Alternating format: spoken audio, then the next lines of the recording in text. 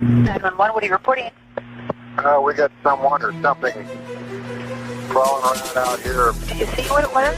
I can't tell. All I know is that my central light came on and I just happened to glimpse and see this thing running across the yard. A good-sized man or something. It looks like a man. I don't know what it was. Just it ran across the yard. It seems to be a Bigfoot leaning against a tree in a wooded area.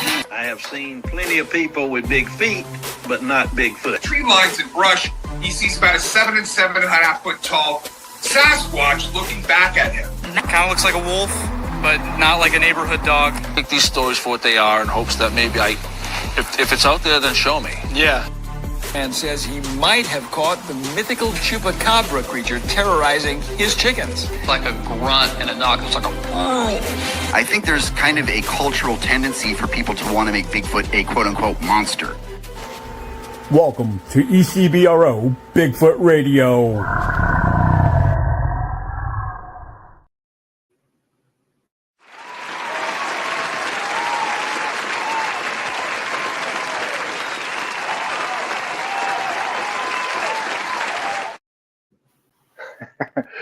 Sorry for my little crowd clap. That's I know it's a little corny, but so yeah, welcome, Valerie. Is it Val or Valerie or? It's Valerie, but I go by Val. Val, okay. I should have asked before we started, but okay. That's my fault. So, is this your first time ever being on a podcast by any chance? Yeah, it is. It is. Okay. All right, very good. Well, we're going to have a very fun discussion because I know I'm looking forward to hearing what you actually recently experienced, and we're going to get into that very shortly. And for those who are jumping on watching right now, if you have questions for Valerie, just feel free. I'll be watching the live chat to the best of my ability. And then Valerie, for the record too, when they ask questions or have something to say, a lot of times I'll highlight the question where if I tap on it, it'll show up on the screen. So, okay. Yeah, because I know I don't think I have my reading glasses with me, so some of it may be small and hard to read on my end. So, okay. So I'll be squinting at the screen. But I've got my readers. Yeah, I got mine too, but I think they're probably in my lunchbox for work. I don't know. I use them at work sometimes, but. So yeah, Valerie, you are a native to the Shenandoah Valley right here in Augusta County. Yeah, well, are you originally from the area here, or? I am born and raised here in Barren Ridge. Okay, very cool. So, let me get my questions up. I had a few things. Yeah, because I usually am very. I'm very good at remembering half the stuff. So, so here's something I do like to ask. The whole subject of Bigfoot in general. Were you a believer before all this took place, or, or just an enthusiast, or? No, I absolutely believe in cryptids, and Bigfoot has always been something I believed in. It's just a fact. Yeah. Was there something that got you interested in the first place? Probably the Gimlin file, the Gimlin video. Oh yeah, from 1967. When they used that on the $6 Million Man. Oh yeah. And I didn't know that was actual footage until I was an adult. Seeing it walking when they show it walking. So it got me interested. Is there really something like this? With them finding feet prints, things like that. There's got to be other things out here besides us. Oh yeah. Now I tell you what, as I tell people, that's a big part of what got me involved is that footage. Yeah. I mean, consider the time period. 1967. I mean, that was used with a 16 millimeter camera. Right. I mean, I think that was pretty good for back then, I thought so. They didn't really have the technology they could do some things to alter them. Right. But, they didn't have quite the technology that they have now. So I always believed it was completely real, and now they show it's real. So. Right. Absolutely. So hold on one second. There we go. All right, yeah. So yeah, we got a couple people checking in saying hello. But, all right, very cool. All right, yeah. So because we get into a lot of different discussions when it comes to fantasy footage because something like that has been I guess debated would be the right way to put that. Right. By so many different sources. Then again, if there's so much to look at back then during that time that kind of helped support it too. Is like, Right. I mean, what was the best technology that they had? Or I shouldn't say technology, but what was the most advanced kind of costume or suit that they had back then? Well, that video footage came out in 1967. Right. Look at Planet of the Apes. Came out March 28th of 1968. Right. So, yeah. And it was more matted. The fur, it was fake, and it was matted looking, so you could and they had tell more it like a wasn't monkey. real. Yeah. Right. Yeah. Absolutely. So, so kind of moving ahead a little bit, you were recently down in Stewart, Virginia, and Yeah. My best friend and I go down to Fairy Stone Park, or near the park, to collect fairy stones. And so we had been down about 2 weeks ago, had gone down, and then I went down Saturday to collect fairy stones. Now, I've never been to that park, but I actually earlier today I looked it up, Mm-hmm. and it's nearby a couple of locations where I've been to, Okay. several times. With my previous company, I used to do a lot of deliveries down that way, Right. and so yeah, it was. When I looked up the park, I was like, "What is this park?" Let me look it up. I hit maps, and I was like, "Wow, yeah, just like the rest of the area, it's nothing but woods." It is. It's just on the backside of Floyd, Virginia. Yeah. Oh, yeah. There's like the big mountain in between them. It's in the middle of nowhere. I mean, it takes. Wow. If you go the Floyd way, it takes forever to get there. If you go through Martinsville down 220 and 581, it takes you kind of right to the park, and it's not a bad drive. Right. Yeah, because right where Stewart and Floyd is, there is a little gap there, but I want to say it was more in Floyd. It could have been part of Stewart, Virginia. I know about 3 or 4 years ago, I was down that way with an old girlfriend, and we end up going to it's called Buffalo Mountain Zip Lines, and okay. Yeah, it's actually right on where their zip line is. It's basically right on the part of the Blue Ridge almost. It borders the Blue Ridge. I'm sure you were at some elevation. Well, I mean, yes and no. I mean, like the way the zip line runs. I mean, you go flying down a big, long, extended hill. It's actually supposed to be one of the largest zip lines out there. They used to be set up. Yeah, they used to be set up. I don't remember the state, but it was somewhere out west. So they used to be known as one of the biggest zip lines out there. But what was cool about this one here, when we went there, of course, the first thing we see when we pull into the parking lot is a big, giant Bigfoot cutout up against the post.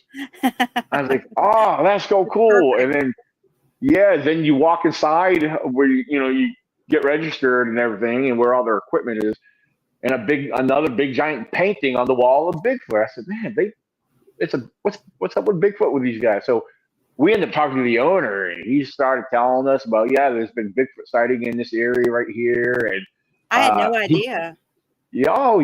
I mean, that was just one of the little things we heard. That wasn't an actual report, and that was just some information that he was sharing with us. But I have heard other sightings in that general area. Some actually fairly recent. And wow. The thing is, I don't know the exact pinpoint location. Right. Compared to where you had yours. Right. But I am in connection with that girl. She lives down there. She stands out on her back porch or deck or something, and she hears these weird vocalizations. And I will tell you, some of them have been very strange.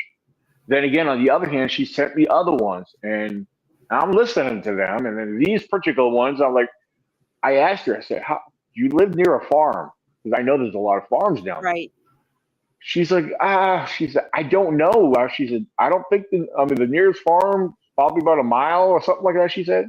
I said, well, I know vocals and sounds do carry. So I don't know. I mean, I'm trying to gather more information from her, as much as possible.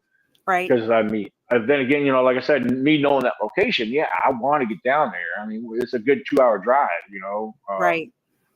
So yeah, because I know you go past You go past through Christiansburg, and it's I know the Stewart exit is right past, the Floyd exit. Actually, if you go, if you go down to Roanoke and turn to go to Roanoke, you take that left exit and go down 220 yeah to 581. It's a little faster, and it takes you on a couple back roads. Philpott, there's Philpott Dam is back there, and it takes you on Philpott Road, and then right out to Ferrystone Drive. Okay. And so it puts you right where you're supposed to be. All right. Yeah. Yeah. 225. Yeah, I think that's the same way I used to have to go deliver to one of the pipeline jobs before. Yeah, because I used to have to ride through Roanoke a lot too. Yeah, get off, and I think I know exactly what you're talking about. Right. Yeah, it's been a minute since I've been down that way, but I'm for the most part, I'm pretty familiar with a lot of that. So right. So you were down there visiting a friend and everything, and you guys, what were you just? No, I went down to hunt fairy stones. Okay. I went down. I've been making jewelry out of the fairy stones, and there's a place called Fairy Stone Pit Stop. It's a gas station, and you park at the gas station, and it's just a little trail that you walk in, and you can I think there's a waterfall maybe that you can go in and see. I've never made it past maybe I don't even go a quarter mile in there because there's so many good spots for me to hunt, the stones. So I just keep kind of close to the beginning of the trail. Huh. So, were you by yourself when you were doing all this? Yeah. Oh, wow. Oh, okay. That's all right. Because for some reason I'm under the attention you're down there with your friend, and Well, I have a friend that goes with me. She was with me 2 weeks ago, and and nothing happened then. But I was by myself this last time when this went down. All right. I'll tell you what. Let's not keep the audience waiting no more, because I know they're interested in learning about this and hearing about this. So, if you want to kind of give us a backstory on what you were doing and then what led up to everything. So, like I said, I do really believe in Bigfoot or Sasquatch, whatever they are. And I've been following Trish Paquette. She has been on the podcast Flash of Beauty. Mm-hmm. Okay. And they had that movie Flash of Beauty. So now it's a podcast, and she had made mention that she's had a lot of experiences and that we need to not be scared, be curious. And we need to change our mindset. And so in hearing her say that, I was like, yeah, maybe she's right about that, And she said, if you put your intentions out there, good intentions, or that, hey, I'm here. Do you know I'm here? That they will respond. And so 2 weeks ago when I went down, I did that. I just said, hey, I'm here. If y'all want to come help us find fairy stones, come on out. Just half-heartedly, and jokingly, And when I got down there this time, immediately upon walking in, I did the same thing. I said, I'm back. If anybody's here, wants to come out, make themselves known. If you want to help me hunt stones, I'll be here for a while. That's all I said. And there was one family there when I got there, and I was hunting stones. They didn't know what they were looking for. And so I helped them for about an hour and a half. I helped them find stones. They had 3 little girls. And so I'm helping them pick stones up and showing them which ones are which. And I got done helping them, and I said, all right, I'm going to go find some for myself. And so I found a spot, and I started digging, and I found a bunch that I didn't want for jewelry. And so I in my mind, I said, I'm going to leave them for somebody else. I'm not going to put them back in the ground, but I'll just leave them for someone else to find. And that way they can have the experience too. And I got done with that. But while I was there digging in that spot, I just kind of in my mind thought, are you here? And I just half-heartedly, jokingly in my mind, are you here? And then all of a sudden I heard this really loud crack. And there's nobody else up in there with me except that one family, and they were getting ready to leave. And I jumped up immediately and went, yes, you're here. And I just got excited. Maybe it was Bigfoot, maybe it wasn't. Okay. So I went on to picking my stones, and as I went back down to the trail, there was a little lady there with 2 kids, and she didn't know what she was looking for either. And I had just walked past this, I just walked up in there. So I had been looking around all the roots, because that's where the stones are. They're in the root systems. And because it's very rutted out in there, because of rain, it's kind of a steep pitch. And so I had been looking at all of the root systems that as I'm walking up in there. And when I came down, I saw this little lady. She was telling me she was from Ashland, Virginia. Mm-hmm. Oh yeah, I grew up north of there in Caroline County. So she's telling me she's from Ashland, and she introduced me to her kids, and I was showing them how to find the stones and where they were, and started helping them a little bit. And all of a sudden she goes, hey, what's that? And I said, what do you mean? And she looked down, and beside this tree on a root was a tiny, like the size of a Ford Hook butter bean or lima bean, was a little stone. And it was painted, intricately painted. And I didn't think anything of it. And she's like, oh, that's crazy. It's only been 2 families. And I just walked past this very tree and had just looked at its roots, because I'm looking for stones there. And it had just rained. So that was perfect timing. So she looks at the stone. It had red, white, and blue. It was red, white, and blue. And it looked like kind of like an old symbol of the Patriots. That's what I thought of when I saw it. That was the first thought that came to my mind, was Patriots. And I told her, I said, take it, keep it. And it wasn't until this morning, 2:00 in the morning, that it dawned on me what had happened, that I had just experienced a gift. But I gave the gift away, if that makes sense. Yeah. I've seen other, on a Flash of Beauty, as a matter of fact, there was a lady that her cat had died, and she was very distraught. She went out to her car one morning and went to get in, and there was a painted stone with a cat on it. Kind of strange. Another lady had a bypass surgery, and after about 6 weeks went out to hang some laundry, and there was a heart, like a rock shaped heart, sitting at her clothesline. And they had all experienced Bigfoots before, so I kind of put the 2 and 2 together to say, oh, wait a minute, I think they left me a gift. Now, whether they did or not, I don't know. But there was no one else in there. I had already passed this tree. I had already checked its root systems. How did that little stone get there? Right, exactly. Like 20 minutes, 20, 30 minutes after I've already looked at it. And the little lady didn't put it there, and there's nobody else in there, because they would have had to have come past me to get anywhere. I would have known they were there.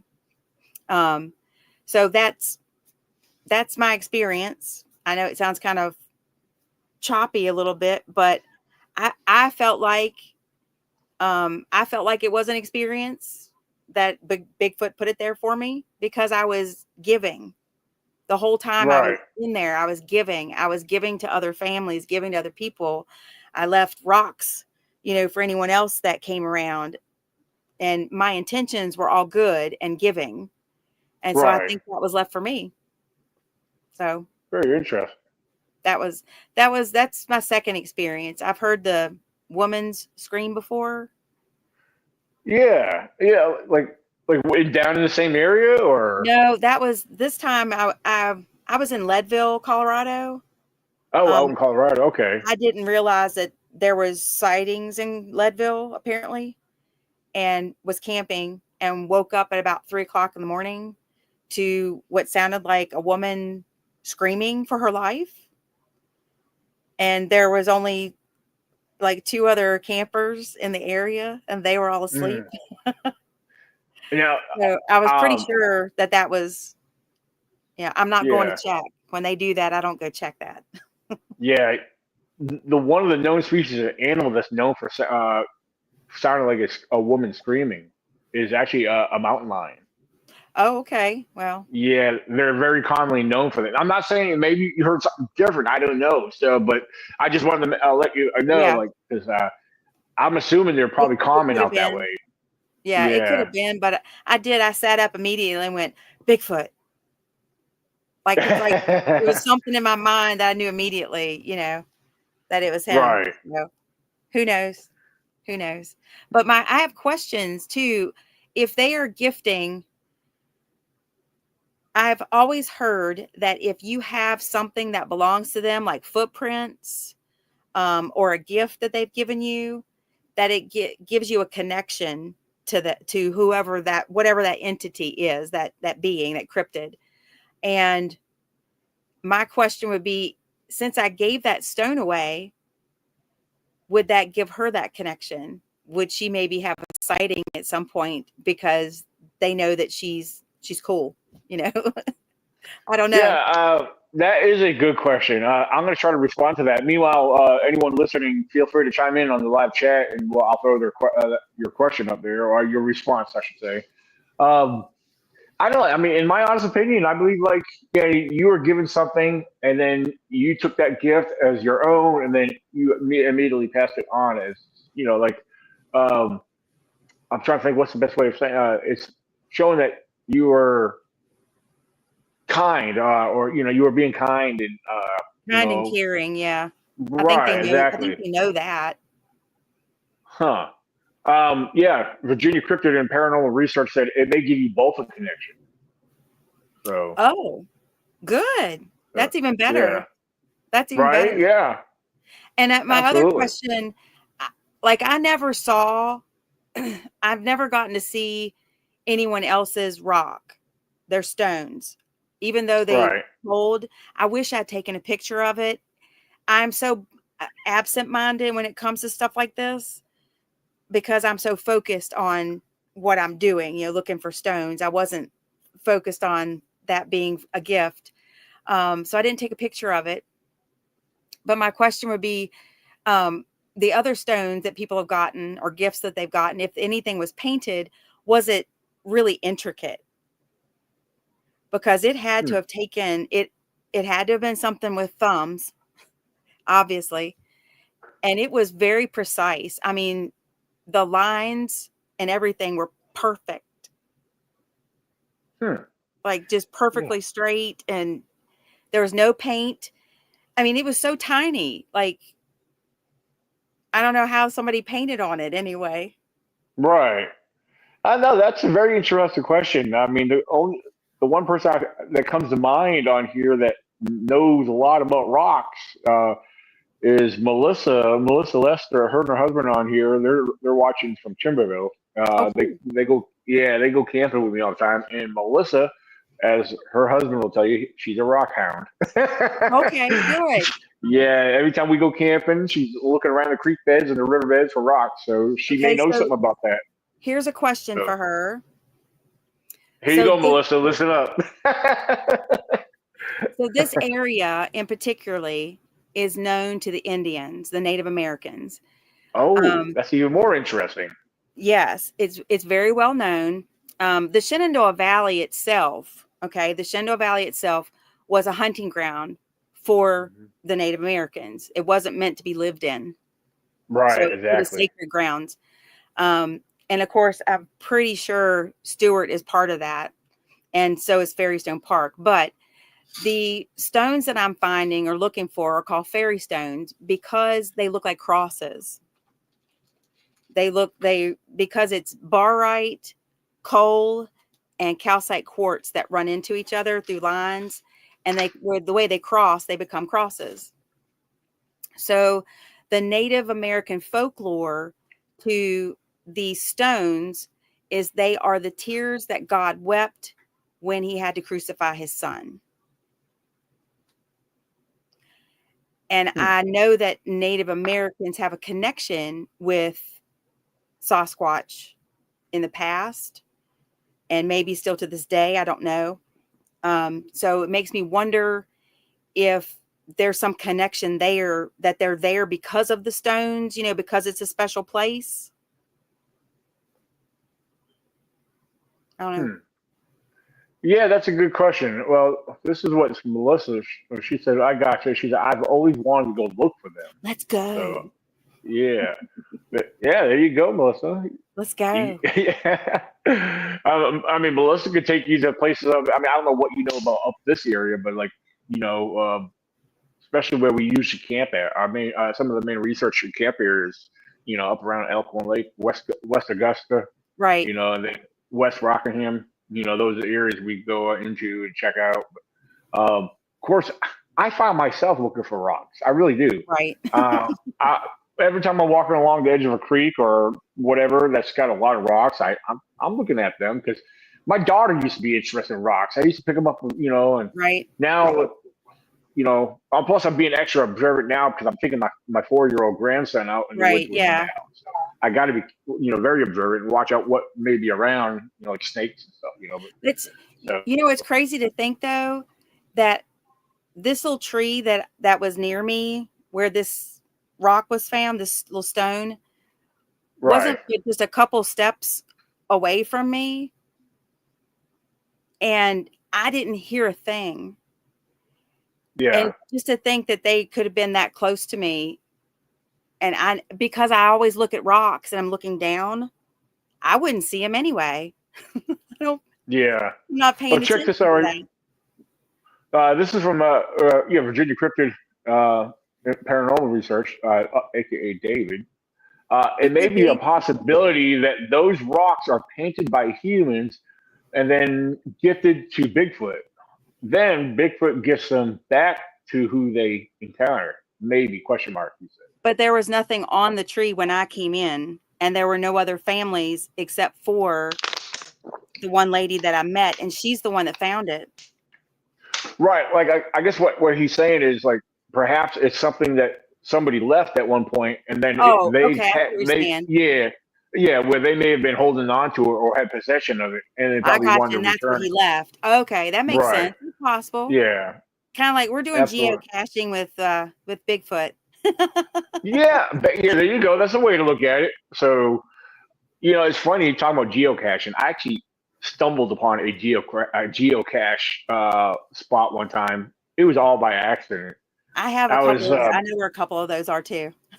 Yeah, there's. Do you know where the Coal Road is down by Sharando? Well, Sharando's one end.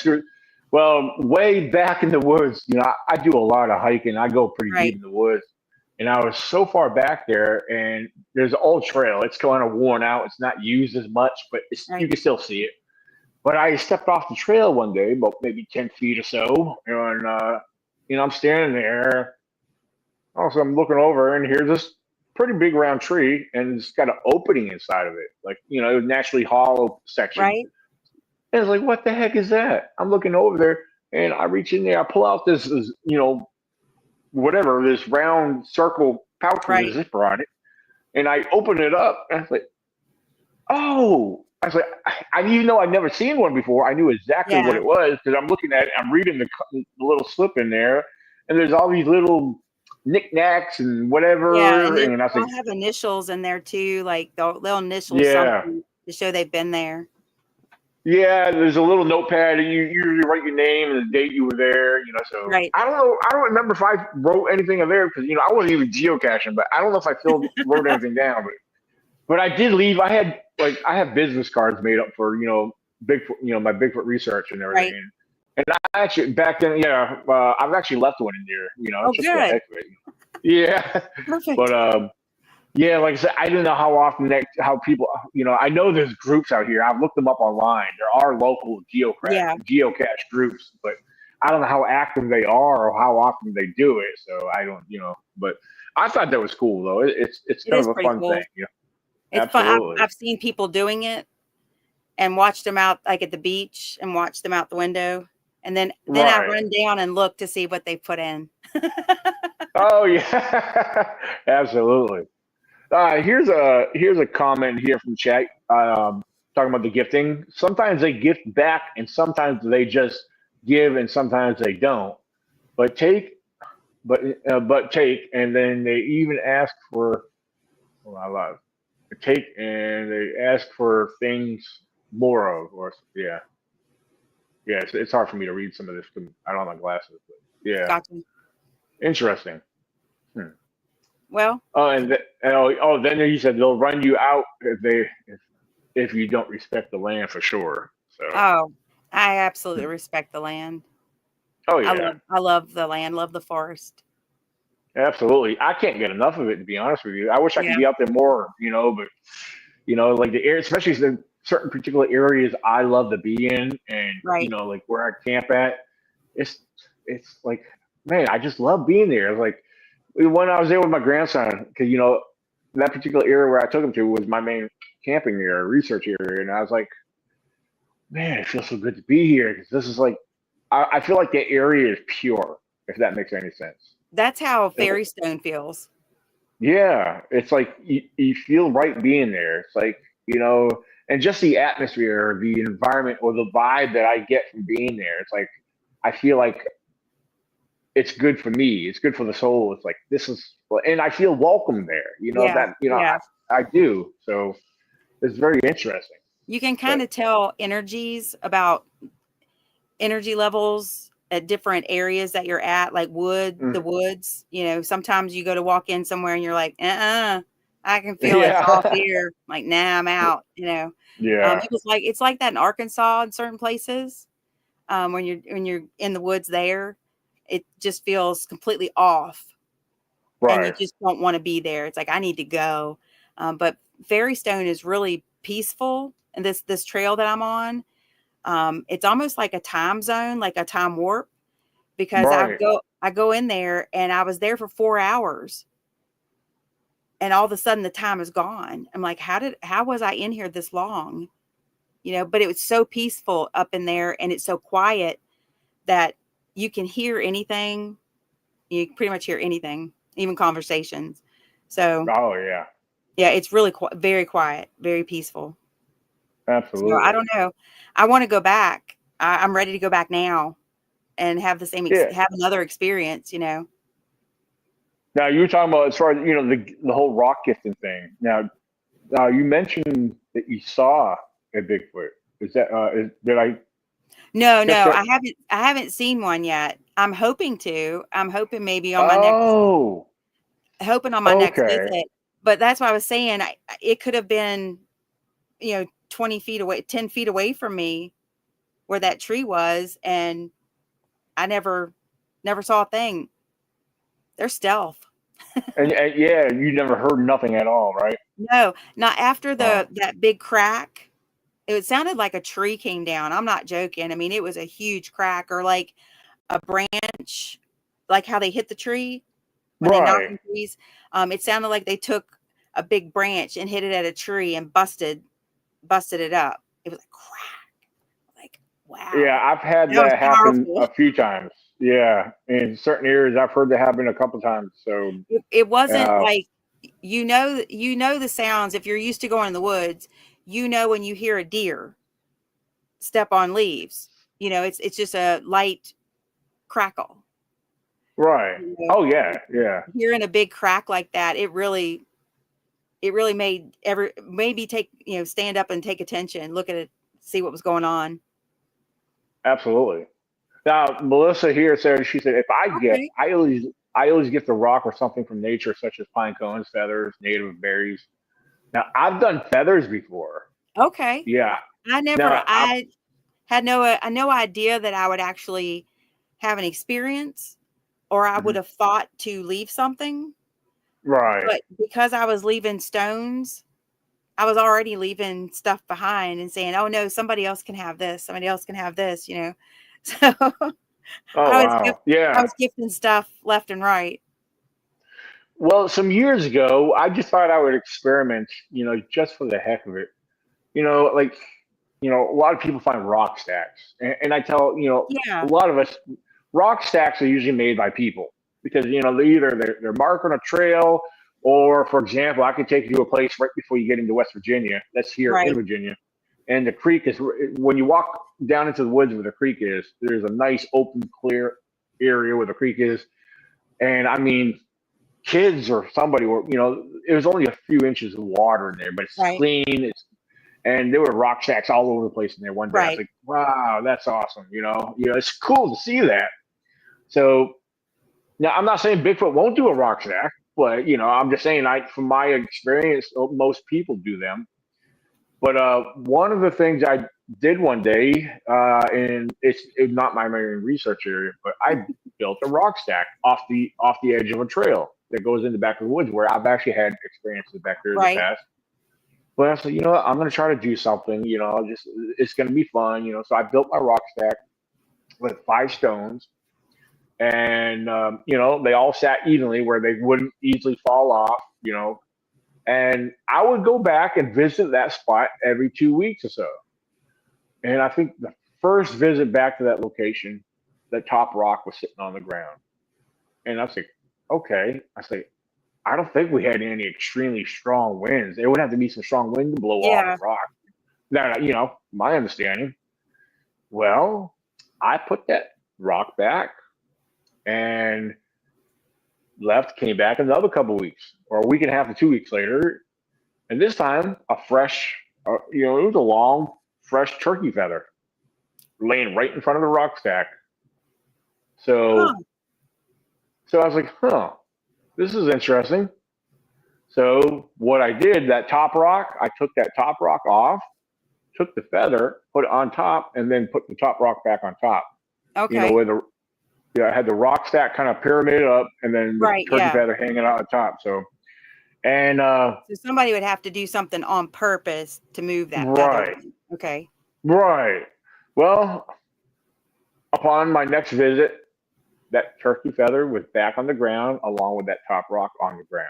So something or somebody knows about this, and they're interacting with me. I mean, I can't say Bigfoot did it because I don't have no proof that I was, I didn't Right. witness Bigfoot doing it, but something with hands was messing with us.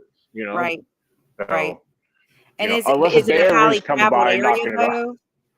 Is What's that that? is that a highly traveled area by a lot of hikers? Like I said, this was off the. Well, there is a trail there. The trail only goes so far, then it stops. And but this is in the same location where me and my buddy Mike from Kentucky was up there, and we had tree knocks all around us. Oh, okay. In this area. There was another time when my daughter was still, my oldest daughter, when she was still a teenager, she was with me. And there used to be a log going across the trail over there, and she was sitting down on the log, and I had my parabolic mic, and I was listening, and it's even through my parabolic mic. I mean, it sounded like it was right in front of me, but all you hear is bang, bang, bang, bang, and I'm listening to all this. I was like, I just happened to look over at her, and she's pointing, and I take my headset off. So what? What are you pointing at? She said, "Daddy, I hear that banging." I said, "What? You hear it?" Oh, I took it wow. off. I see. That's how close it was. But I'm not seeing nothing. But something out there is banging. Right. This is the same general area where me and my friend had knocks and bangs all around us one time. Wow. Well, That's cool. yeah. So, like I said, this is like that big tree ran across the trail. But yeah, we were off the trail probably about 15 feet, maybe. Right. So, but now actually, last time I was in this area, it looks like somebody's clear cutted this area. It used to be kind of thickened. It was like a small little opening area. Then it used to be a lot of bushes, but it's like all the bushes got hacked out of there or something. I don't know. Maybe people camp back there or something. I don't know. But Maybe. yeah, it's been a lot of change in the area since the last time I really spent time there. But so yeah, I don't know. It was definitely interesting for sure. But that was the one time Yeah, that was the one time I actually really gifted. I mean, I've done it a couple Right. times in other areas, not with a rock stack, but I left little trinkets and stuff. Right. Like little cheap stuff that I made with like, you get the little beads from the dollar store and get some yarn and make like cheap little junk necklaces, I've I taken had stuff seen like that. something. Yeah, I'd seen somebody talked about. I'd read an article that someone had left beads, like Mm-hmm. like a little bracelet or something like that, and then it was gifted. Like they left them like some flowers or something like that, and it was Right. gone. And I'd Interesting. always heard to leave something that the other wildlife isn't going to eat. Yes, I thank you for bringing that up because I was actually eventually going to get into that.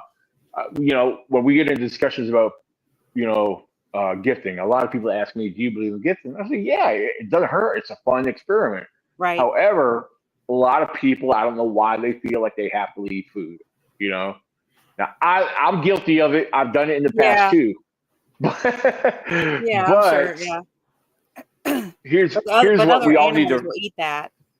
Right.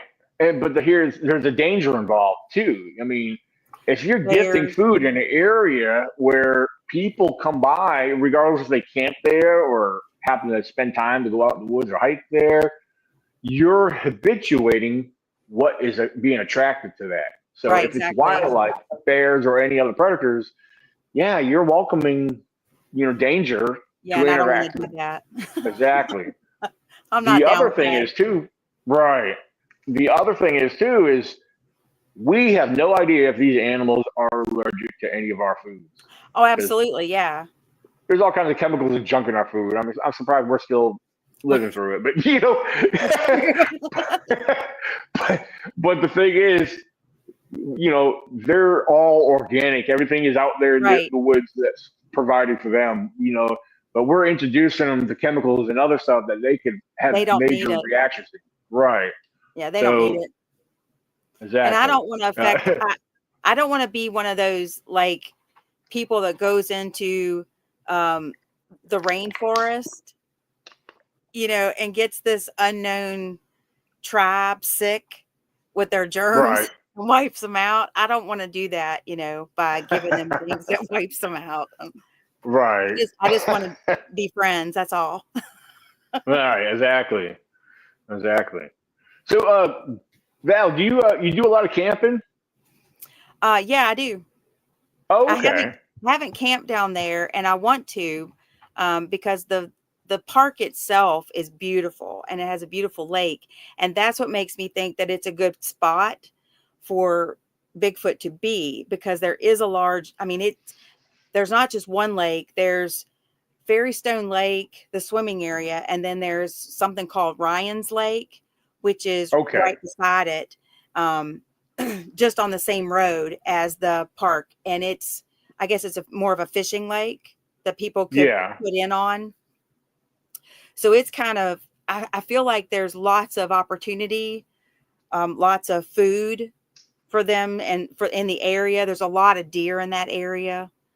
So I really think that's probably what's bringing them there. I think like I said, I think there's a waterfall at one point in this trail that I go on. So there's lots of areas for them to have fresh water, and of course, being in that Floyd area, being so deep in the mountains, they're protected from a lot of people. There's not a lot of people going down there. And for those who are watching and listening, I mean, if you're not familiar with this location, like I said, Val knows this area. I've been down there multiple times between Floyd and Stewart, Virginia, and other areas out that way. And if you're gonna have residential people out there, people living up there, they're definitely mountain folk. There's really not much. You're not gonna find subdivisions and stuff like that out there. You might have not a lot. Nope. You might have some farms here and there, but yeah, it's a lot, and I mean a lot of woods out there. Mm-hmm. A lot of woods. So I mean, there's plenty of room for something to really stay well hidden out there. And it's actually at an elevation too. I didn't realize it. It's got some elevation to it. And Floyd actually is listed as one of the safest places on Earth in a natural disaster, say a nuclear blast or something like that. Floyd is listed as the number one place that is the safest.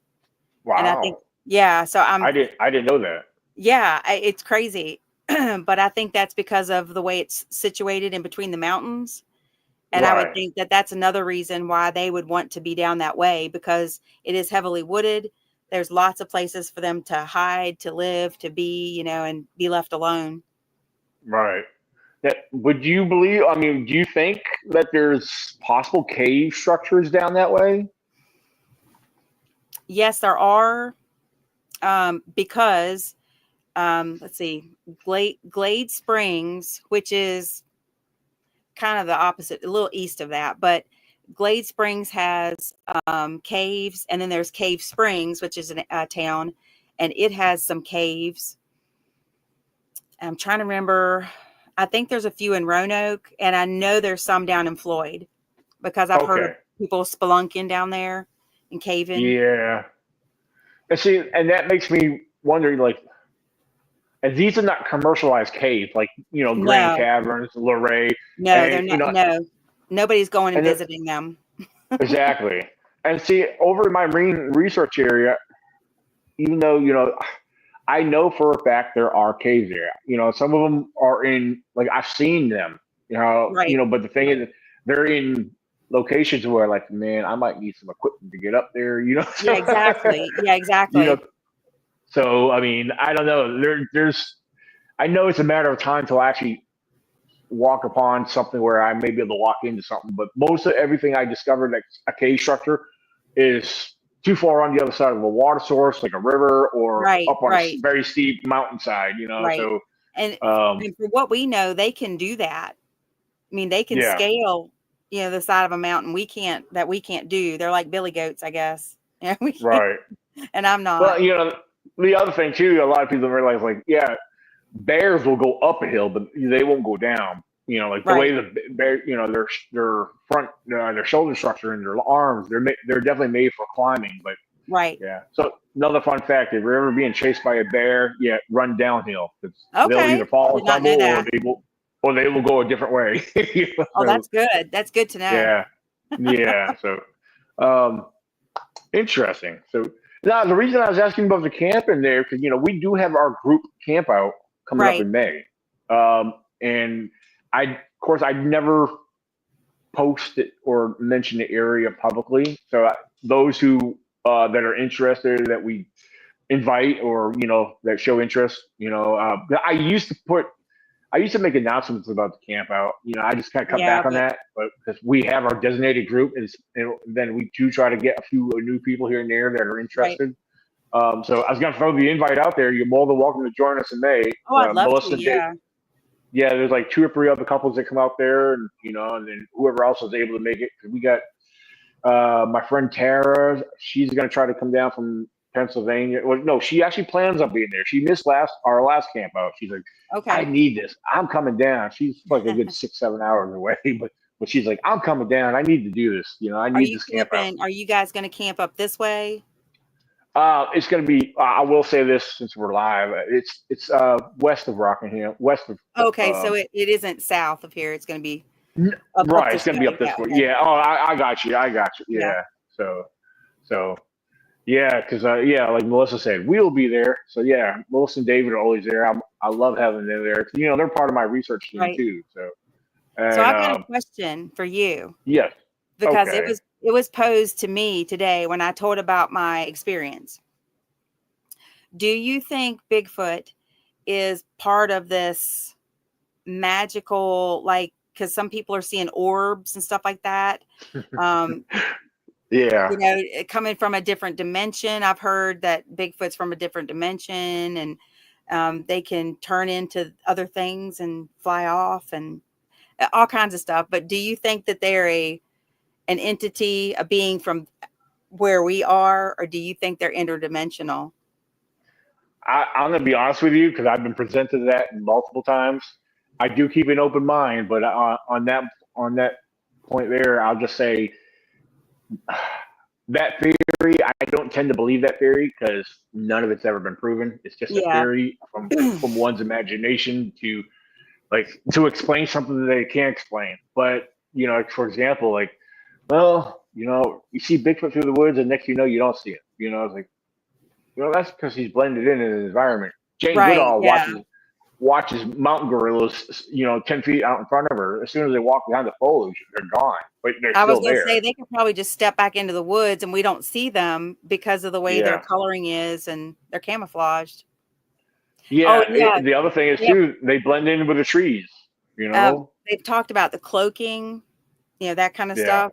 And I'm like, I don't think it's cloaking. I'll be honest with you. Maybe they do have that. Maybe they don't. But there's a guy that runs a survival class and a tracking class. And he literally, a friend of mine told me about this. He takes about 10 people out. He goes and he hides and you have to find him. Oh. And I like that. Yeah, you have to find him. And literally, he was just sitting up against a tree. And he said the problem with trying to go into the woods and being a search party, trying to look for someone, is that we tend to have in our minds what we're going to look for, what we're seeing. Right. We've already predetermined what we're seeing. And so they could be sitting right beside a tree and we don't even see them because we're looking for something else. Exactly. Yeah. So this guy, he's stealth completely. And he doesn't have any kind of cloaking ability, but he can hide in plain sight from people. Oh, so yeah. I think and like what you were just... I'm sorry, go ahead. No, I just think that's what it is. I think that they just know their surroundings and their coloring, they know how to blend in. Right. And I believe a lot of what we see and what we don't see, like basically what you just explained too, it's all about the mind's perception. Right. Yeah. So, it's just. Yeah. If you've already determined what you're looking for, it could, like I said, you could be standing there looking for Bigfoot of all the pictures that we've seen of Bigfoot. And maybe it doesn't look quite like that. I don't know. Yeah. I've never seen with my own eyes. So I don't want to have a predetermined image in my head just in case it comes out and it's got pearls on or something. Right. I don't know, but who knows? Maybe it's got its hair did, and I don't want to have that predetermined thought process. So I'm not missing anything. Right. Well, it's a funny thing. I kind of want to bring this up because I got to thinking when you were asking about, the different abilities and this and that. Mm-hmm. Well, first of all, I will say Bigfoot, we should never underestimate him, him That's or her. True too. That's true too. Because, really, we don't, we could observe him. I mean, we could witness seeing him. We could have a rock thrown at us. I mean, but that doesn't tell us anything about him, right? About them, However, I will say, I've never seen or witnessed this down here in Virginia, just in Pennsylvania. I mean, I've been in the woods in other states, but during my time up in Pennsylvania in one of the state forests up there. Now, long story short, in this area, it was me and an old girlfriend. We were kind of sitting over there in front of this field that was, it was a small field and you had the woods all around you. And I want to say it was probably around January, February. I don't know, it was cold. But we would get up there right before nightfall and there's these big boulders that kind of border the edge of the field. So we get up there and we're sitting there, and of course, as quiet as could be, nighttime falls. And what was interesting was, at one point, straight out in front of where I was standing, let me back up a little bit. I decided, since it was so quiet, we weren't hearing nothing, no animals and nothing. And I decided to give off a couple whoops. Like I went whoop, whoop, just 2 whoops. And then it wasn't long after that, straight out in front of me, you could clearly hear wood on wood. There was a knock right out in front of me, somewhere beyond the tree line there.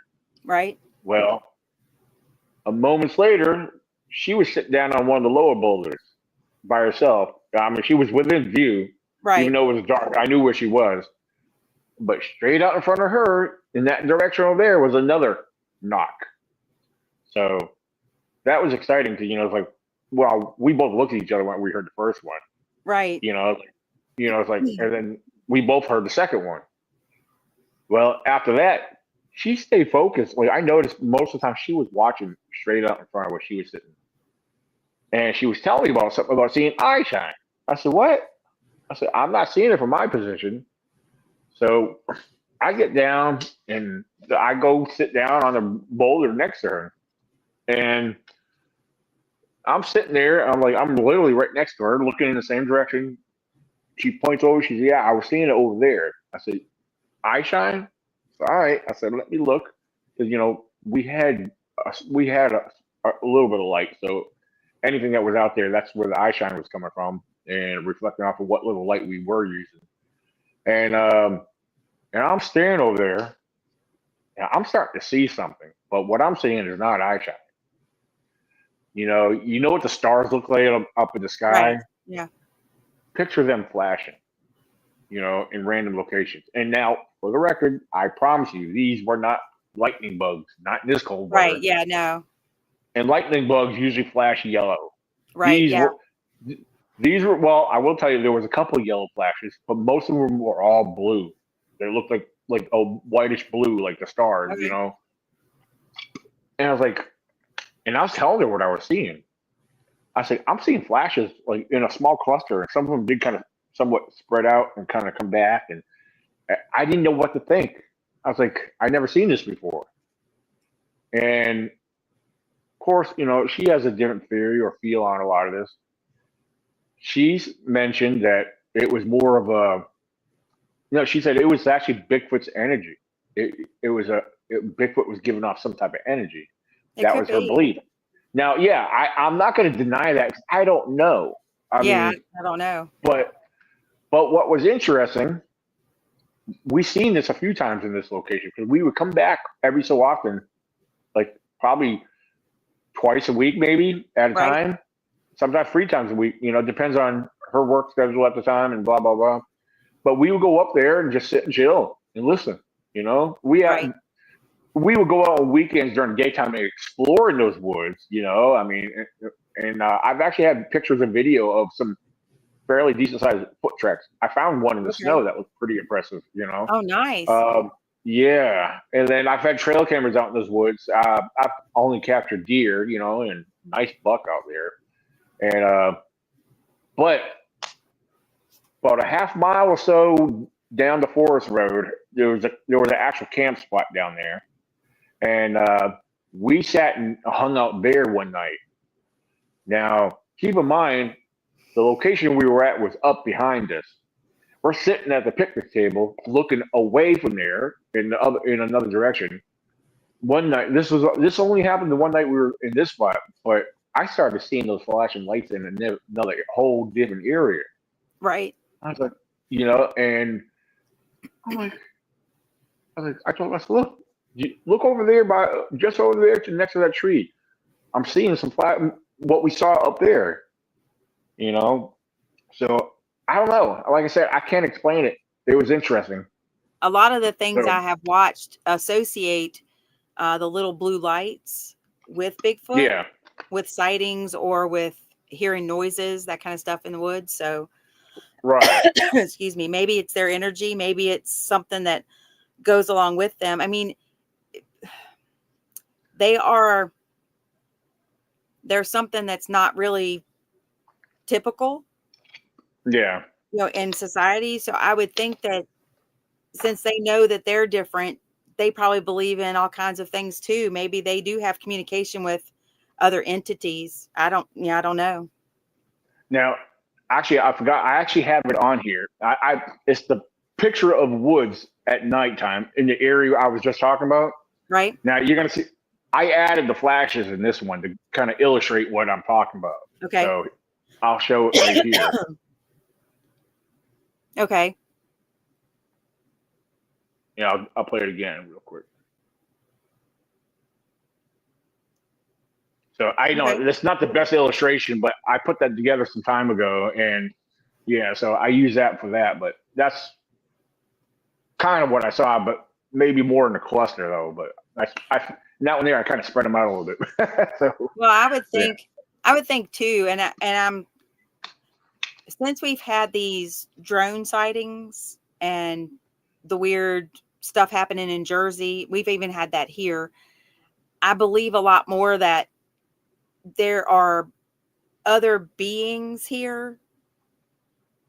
And maybe because Bigfoot's out on the fringe, maybe they communicate with these other beings, alien beings, if you will. Yeah, I mean, of course, there's a lot of other legends of cryptid behind different various folklore and legends and stories, but I mean, I know Bigfoot's always been my focus, but I do keep an open mind on certain things, and I personally, and this is just me, I personally can't say I've ever experienced anything other than what we would contribute to Bigfoot, but if there is something around roaming these woods, I would like to have that experience, and hopefully it's I don't know about the woods. Experience. I've seen it in the skies, but yeah. Oh, I've seen some strange things up in the sky as well. Yeah. Absolutely. Talking about the location where we seen the flashing lights. Well, there was one night, of course there was a lot of, air traffic, right. Planes and jets passing by. But there was this one, what appeared to be a star. I was staring there. It was stationary. Mm-hmm. I don't know why. Something about it captured my attention. When I was staring at it, probably about a good 5 minutes or so, and all of a sudden, from where it stayed, it like shot off. Like, yeah. Yep. I said, what the heck? I said, an airplane? That was too high up to be an airplane. And what would shoot off from that fast, like lightning, from a stationary position, So, I mean, yeah, that was in Pennsylvania. In Pennsylvania, that's another thing. Pennsylvania is known for a lot of strange activity of everything. We actually, when the drones started up in Jersey, I'm always looking in the skies. I'm either looking at the ground or I'm looking in the sky. There's no in between. Oh, yeah, absolutely. I noticed that we had a bunch of drones, things going around in the sky. And then a few weeks passed, we had a bunch of weird stuff in the sky. Called the sheriff's department, actually had somebody come out and take a look, because I was like, this isn't normal. I live within the flight path of Weir's Cave. So I see planes all the time. I know exactly which way they're going, that they're fixing to land, that kind of stuff. I know what they look like at night. I know what helicopters look like at night. And the little sheriff deputy was like, what is that? And I said, I don't know. I'm asking you guys. But you were talking about that zip off, for like a couple of weeks or a week or so. I'd had this flash of light in my eye from that window back there. And it's right there at the road. And I have neighbors that sometimes I see the little light of their car, and I was like, there's something wrong. Why is it flashing at me? It kept on like at one eye. I kept getting this light, like a little beam. And so I got up and I got my phone because I'd already been looking for whatever was in the skies. And so I grabbed my phone, turned the video on, and I go to this window and I look, and it's gone. Oh, wow. And so I went to this window and it was there. I got video of it. I do have video. And it was an orb, and it was spinning, and then it started moving up, and you can see it's got red, yellow, and green. Red, yellow, and green, like swirling. Oh, wow. It's weird because they look like balls, like little balls within a ball that are moving around. Right. And that's so weird. then I'm recording it. It goes up a little ways, and then all of a sudden it went boop, gone. Wow. But then, hold on. I know people think I'm nuts. 3, 2, 1, boop, it's back, or something is back. It was black, and it looked like, I tell everybody, it looked like the X-Wing fighter that Luke Skywalker flew. It was black, and it had like wings like that in the kind of on it. And it was just right out my window. And I thought it was crazy. I actually dropped my phone in the video because it freaked me out. I mean, like I've seen things, but that's wild. I was like, what's going on? Yeah. And so my family, we put up cameras so that it's shining right at the tree that it liked to be above, and it hasn't come back. So I don't know what it was. Huh. But it was something. But I did get video of the orb, right before it went out. As far as the little spacecraft, you don't think the neighbor was playing with a drone or anything, do you? No. Okay. No, if you knew my neighbors, they work on motorcycles, drag motorcycles for drag racing. They're not messing with drones. They're not messing with drones. No. Now, over on New Hope Road over there, there's not New Hope Road. With New Hope Cremora Road, and then over close to where you're at. Well, over there, not far from up the road, a little ways from the middle school. Okay. I've had 2 Bigfoot reports from those areas. Really? But they're not recent. They were older reports. Huh. One was my boss, his wife. He was telling me about it. His wife had a Bigfoot sighting while, during the broad daylight. She actually came in to where we worked at the time and sat down with me on my lunch break and tell me her story, Oh, wow. And that was several years ago. And of course the story at that time was that was like 7-8 years ago, and her story was about around 20 years old at that time. So it's nearly 30 years old now. But and so it was she was down there in New Hope area when she saw it. She was driving. It came out of a tree line, crossed the road, and continued running across the field, following a creek bed. She says, out of town. And she grew up here in the valley too. I will say this. I mean, if you've lived here all your life too, down in and she knows bears. Yeah. It used to be nothing but fields, and like little knolls, like kind of little mountains, tiny mountains. Right. In between homes and stuff. So there was a lot more area for them to live in. It's changed so much over the last 20 years where there's so much more housing, and, the roads have changed too. So they don't have as much, as many places. We're kind of running them out of their areas. Yeah, it's the sightings that like I said, I've been trying to like the other girl that told me to report. She works at the Village Pizza over here. She lives out.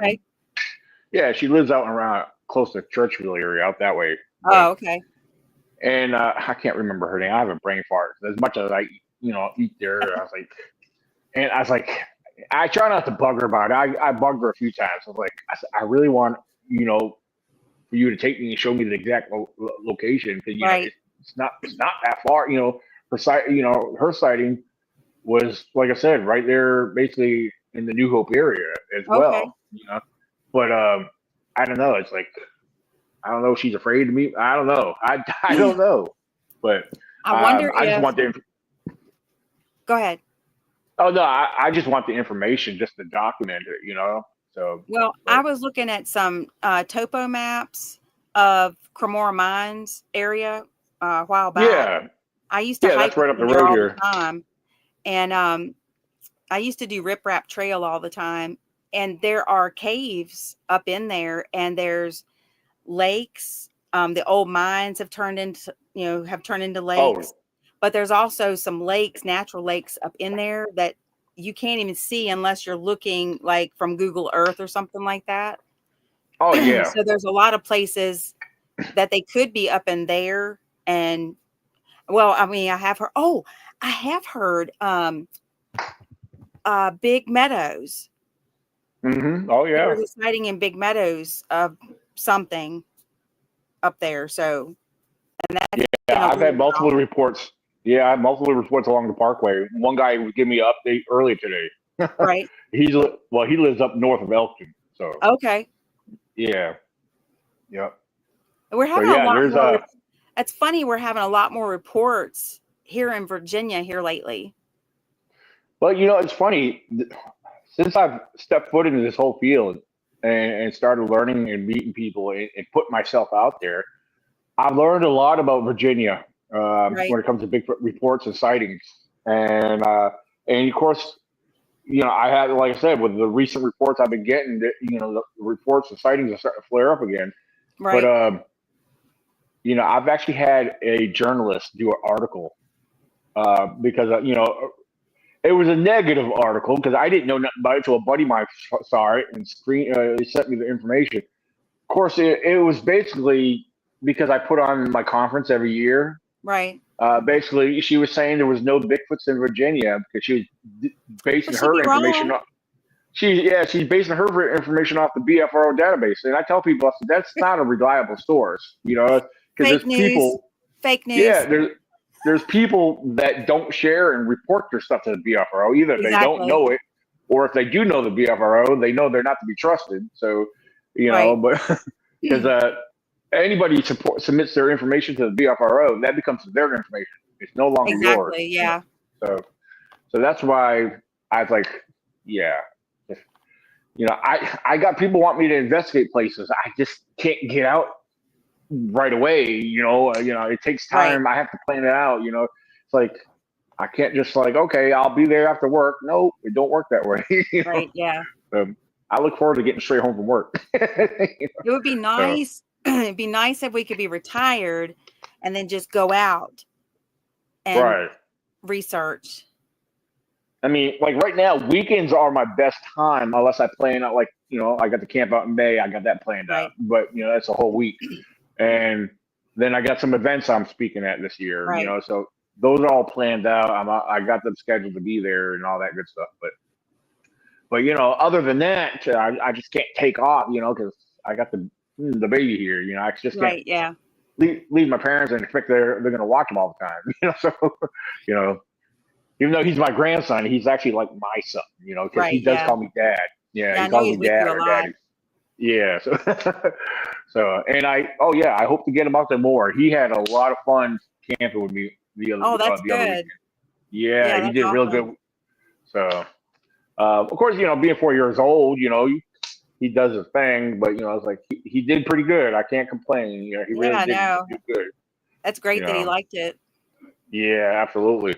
Of course, when we go into tent at night, I had a couple of movies downloaded on my phone. I would plug up to my power station and put my phone up there, and here we are. We're in the tent before we fall asleep watching Sonic the Hedgehog. Yeah, excellent. Yeah, so he had fun doing that, Plus, he had his snacks and whatever. So yeah, I'd be happy if I had my snacks too. Yeah, absolutely. So yeah. But so like I said, the invitation to come out joining us during a group camp. If you want more, I'll give you as much more information about that as you can. Cool. I mean, we're a good group. We're very laid back and chill. I mean, we do hiking, we explore, and in the May thing, you'll see me with a camera. I'll be doing a lot of filming, because it's a part of a new filming project I'm working on. So for my YouTube channel. Do you guys ever take any trail cams with you when you go out there camping, just to set them up for the time being? Oh, actually, we do. We set them not far away from the campsite, and I plan on setting up the few that I used to have a lot. Some of them got stolen, but so I will be putting some up while we're out there. So actually, I did that last year. So can you put trail cams in the national forest? You can, but I know I've had game wardens tell me before, when they pull into the campsite to check on you. Yeah, they're like, if you got any cameras out there, make sure you take them down when you leave. Well, that's what I was wondering too, though, about putting some down on that trail, and you leave it for a week or so, and just to see if it catches anything. I didn't know if it would be possible to do that. Well, the only problem with that you would have to have it well hidden from people. If somebody else saw it, they would probably take it. You know, That's true. Especially if a park ranger or anybody that works at the area. So, Right. Yeah. Yeah. So it's funny. Virginia Cryptid and Paranormal Research, David, he said, "Did Daniel say we were a good group?" That was a laughing emoji. So, yeah, he said, "Yeah, we use cameras, recorders, IR, thermals, and cool. yeah, That's and my Melissa." next purchase is some night vision or a FLIR, some kind of FLIR. I want something like that to take out Yeah. in the woods. Absolutely. Yeah, I got a nice thermal flare. David just bought himself a new one. He's got a good one. So yeah, What we brand love is he using using? David, actually, I could send that to you directly. He got his Okay. off of I forget the site he got his off of. Okay. But yeah, he got a good deal. Like you can find the same one that David got, you can find it on Amazon, but on Amazon, actually the price is a lot higher. I'm sure. So he went he went directly to the manufacturer's website and got it. Okay, got cool. his from there. So yeah, we have parabolic microphones, stuff like that. Oh yeah. Which actually mine, I was just messing with mine the other day. It's actually in the back of my vehicle right now. You've been listening to the neighbors again? Yeah, pretty much. Yeah. With this one here, you could hear everything. You know, you hear the old couple across the street arguing in their bedroom. No, I'm just joking. There's a bunch of old retired folks over here. That's enough of that drinking. You stop it. Yeah, you know, it's funny you talking about drinking. I'm usually drinking during a podcast, but I have no beer. I'm broke right now, so yeah. So I'll wait till the weekend. I got you. I feel you. Yeah. So yeah, is there any other questions that you want to ask? Or wait, hold on, so. David put that's the name of the brand right there. If you see, it's called Top Dawn, and that's the model number. It's the TS004. All right. So yeah, you can look that up. That's the brand he's got. So, okay. Awesome. Yeah. Yeah. The one I have, mine is the kind of where it actually works. You can connect it directly through your phone, but you have to have the app. I have what they call the X infrared. It's a thermal imager. It's not regular infrared. But it's a thermal. And yeah, you might like for what I paid for mine. I paid about $400 for mine. You may be able to find it a little cheap. Yeah. Okay. But like I said, it comes with a little camera where you can plug the wire up, hook it into your phone, and it has a little what do you call it? Like a frame and everything with a handle. You can put your phone in it with the cameras out in front. Yeah, it becomes all handheld, which is nice. Okay. You could do pictures or videos on it, and the cool thing about the video, it actually picks up audio. So if you're in the area, so if there was something, you get the audio too to it. Right. Excellent. Okay. So, but thermals, the main thing when it comes to thermals, it's the imagery that's really what you want to focus on, But when it comes to audio, we have separate equipment just for the audio to pick up better clarity and all that good stuff. So, yeah. But absolutely. So, yeah, if you have any other questions, even later on about equipment, I'll reach out to you. I'll let you know. Yeah, if I don't know something, I'll connect you with David because David will tell you every time I buy something and show him, he's gonna buy it too. So, so yeah, it's like a domino effect when it comes to equipment. So excellent. But so yeah, Valerie, I want to thank you for being on here. Thank you for agreeing to join us. Absolutely. Yeah, it's been fun. Yeah, feel free to sometimes we have open discussions and random podcasts. Right. So feel free to I'll let you know if we have an open round. I'm cutting back on podcasts, but where I'm going to be focusing on other things later. But anytime we do a podcast, I'll let you know when we have our group discussions, and you'll get to maybe meet Melissa and David on a podcast, or unless you decide to come out camping, you'll meet them in person. So yeah. Excellent. Yeah. So, but again, thank you. Yeah. Let me show you my birthday present. Yeah, sure. Hold on. I'm going to enlarge the screen here. Hold on. Oh, nice. You found that at the dollar store? Yeah. Wow. I recognize the price tag from the, yeah. Yeah, a friend of mine gave it to me for my birthday. They know I like Bigfoot, so. Wow, I didn't know the dollar store had Bigfoot decals. Apparently, it has everything now. Wow.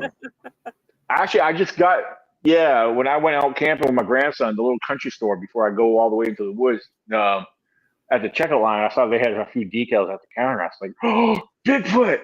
Right. I was like, "All right," and it's cool because this is it's a Bigfoot silhouette, and it says Virginia, a good place to hide. You know,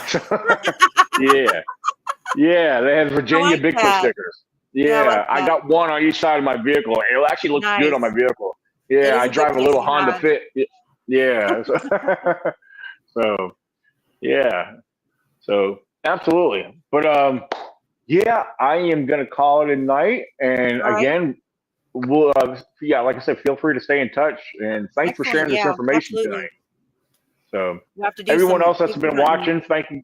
Yeah, thank you again for tuning in, everybody. So, all right, you guys have a good night, and we're out. Bye.